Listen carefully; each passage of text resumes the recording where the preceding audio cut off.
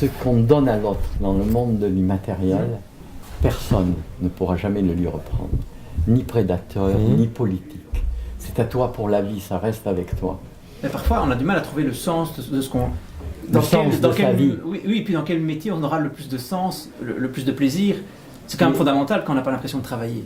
Moi, j'ai jamais l'impression de travailler. Donc moi, j'étais pas fait pour être chef d'entreprise, j'étais pas fait pour ce que j'ai fait, mais j'ai appris à aimer ce que je faisais, à donner le meilleur de moi-même et à essayer de faire mon métier avec enthousiasme. Mais c'était pas le mien au début. Et c'est à force de travailler cet enthousiasme. Vous savez, l'enthousiasme, c'est in theos, ça veut dire Dieu en soi, l'étincelle divine en vous. La faire rayonner, la répandre autour de vous, et puis travailler dans l'enthousiasme, la passion et l'amour. Et donc on peut travailler... Et la bienveillance des autres. Moi, mon succès, c'est la bienveillance envers les miens, personnels. J'avais 32 personnes dans les bureaux et 34 sur la route. J'ai démarré sans rien, d'accord, avec que des dettes, d'accord. Et des années difficiles, la souffrance, les difficultés, ce qu'on vous enseigne, quoi. Il faut beaucoup travailler pour... Puis après, un jour, je dis merde à tout.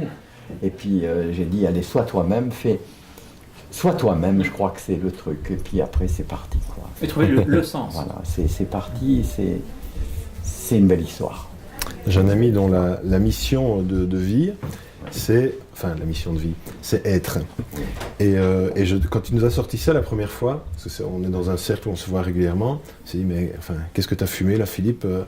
Et puis, voilà, c'est être, c'est sois toi-même, connais-toi, et donc c'est que lorsque tu es vivant, parce qu'il dit aussi, allez Franck, quand on lui partage des choses un peu difficiles, il dit, allez, sois heureux, tu es vivant, tu as encore la maîtrise d'un certain nombre de choses, tu peux prendre des décisions, tu peux...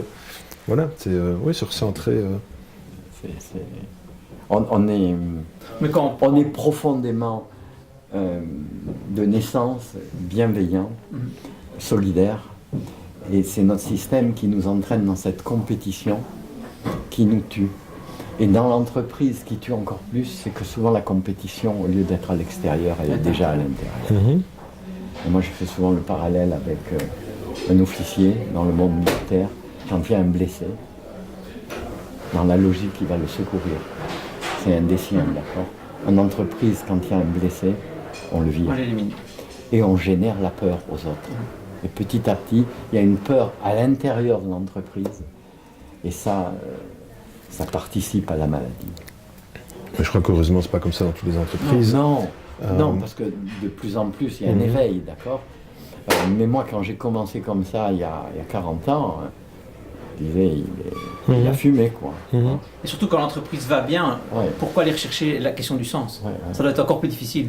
Quand elle est en pleine expansion, même si en tant que patron d'entreprise, on sent que ça va déjà moins bien pour soi, se dire, et aller chercher la question du sens à ce moment-là, il y a beaucoup de gens qui disent, mais vous êtes fous, c'est pas le moment de le faire, tout va bien, regardez, l'expansion. Et il me dit, mais non, là je suis en train de perdre pied, donc il faut retrouver le sens.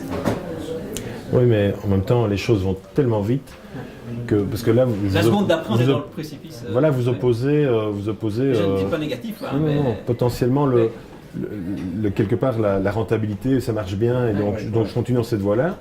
Du coup, je ne prends pas le temps de chercher quelque chose qui soit utile, mais ce qui est vrai aujourd'hui n'est pas seulement demain, et donc si votre activité, tout aussi profitable qu'elle est aujourd'hui, ne fait plus sens parce qu'il y a un changement parce que les consommateurs sont différents, parce que les aspirations sont différentes, enfin peu importe, c'est très fragile, et vous allez vous dire, ben voilà... Finalement, à intervalles réguliers, se reposer la question du sens, comme un curseur, ou sans en devenir... Je crois que...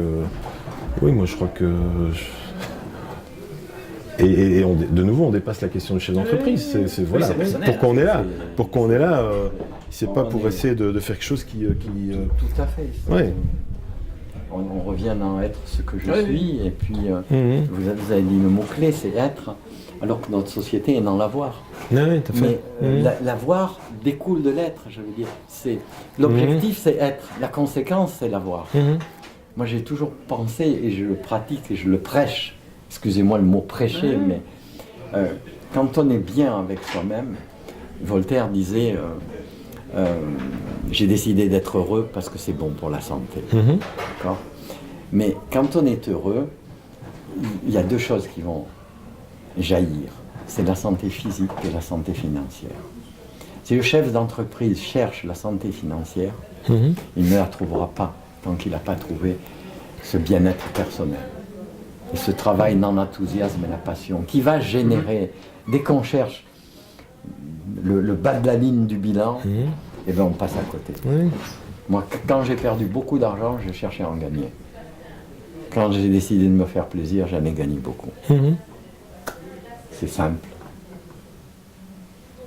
Mais on nous éduque peut-être pas vraiment. Non, non, je crois pas qu'à l'école, on ait ces codes-là, ou même dans certaines familles. Hein, oui, voilà.